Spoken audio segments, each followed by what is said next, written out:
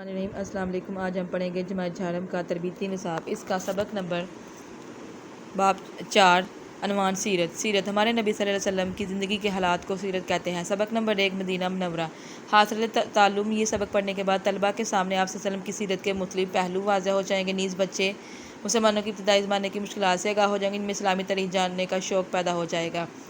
جب مشرکین مکہ مکرمہ کی طرف مسلمانوں کو دی جانے والی تکالیف حد سے بڑھ گئی تو اللہ تعالیٰ نے مسلمانوں کو مکہ مکرمہ سے مدینہ منورہ ہجرت کرنے کا حکم دے دیا۔ مدینہ پہنچ کر مہاجرین کو یہ فائدہ ضرور ہوا کہ وہ اطمینان سے رہنے لگے، آزادی سے اپنے رب کی عبادت کرنے لگے، لیکن مشکلات ختم نہیں بلکہ صرف اب مکہ مکرمہ کے کافر دشمن تھے، اب مدینہ منورہ کے یہودی بھی دشمن بن گئے، اور ایک تیسری جماعت بھی پیدا ہو گئی۔ یہ منافقین کی جماعت تھی جو ظاہر میں اپنے آپ کو مسلمان کہتے تھے مگر دلوں میں کفر رکھتے تھے۔ آگے ہے یہودیوں کی دشمنی۔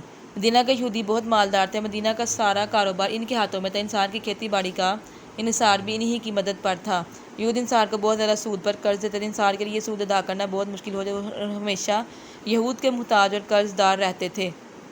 منافقین کی دھوکہ بازیاں۔ منافق وہ لوگ تھے جو ظاہر میں تو کلمہ پڑھ کر مسلمان ہو گئے تھے، لیکن اندرونی طور پر وہ اسلام اور مسلمانوں کے سخت مخالف اور بڑے دشمن تھے۔ آگے غزوہ بدر۔ مسلمانوں کے مکہ مکرمہ سے ہجرت کرنے کے بعد بھی کفار مکہ نے ان کا پیچھا نہ چھوڑا۔ ان کی خواہش تھی کہ مسلمان کہیں بھی امن و سکون سے نہ رہ سکے، اس لیے مختلف طریقوں سے انہیں تنگ کرتے رہے۔ بالآخر ہجرت کے دوسرے سال مسلمانوں کے مشرکین مکہ سے ایک بڑی جنگ ہوئی جسے غزوہ بدر کہتے ہیں۔ کیا آپ کو معلوم ہے اللہ تعالیٰ نے جنگ بدر مسلمانوں کی مدد کے لیے آسمان سے فرشتے بھیجے؟